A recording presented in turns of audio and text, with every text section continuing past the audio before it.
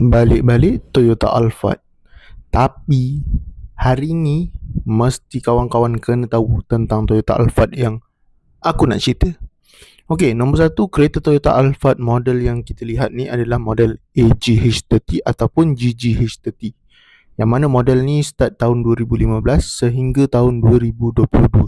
And then 2023 dah keluar model barulah dengan AGH40. Tapi yang AGH40 tu harga masih melangit. Memang 380, 360. Paling rendah ada dalam market 340. Tu pun grade tak tahu sampai mana. Sampai harga 550 yang ada Rowan body kit, yang ada Rosai body kit lah, whatever body kit semua ada. Tapi yang ni kita nak cerita semenjak model AGH40 keluar, AGH30 harga berdesup jatuh. Mana taknya tahun 2022 bos ada offer harga baru 210,000 sahaja untuk tahun 2021.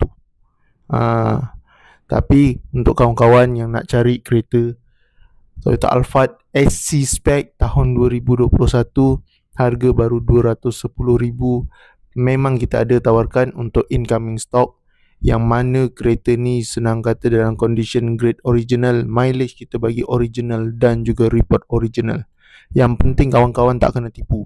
Sebab pagi tadi ada dalam satu group Voxy, dia share tentang ada orang tipu kereta grade. Kata grade adalah 4.5, sekali bila check grade adalah RA. So untuk kawan-kawan nak pastikan kena check chassis number dulu, dan minta untuk check. Bayar saja RM60 untuk dapat tahu detail kereta secara detail dan keseluruhan. Tapi bukan tu yang hari ni aku nak ceritakan. Aku nak ceritakan yang kita incoming stock yang harga dah murah macam tu, bos offer untuk incoming stock. Kalau kereta dah sampai Malaysia, harga memang ada berubah. Sebabnya duty excess kena bayar dekat kedai. So daripada Port Kelang nak kena bayar, and then dekat kedai kena bayar. So dekat situ ada different harga lah untuk duty.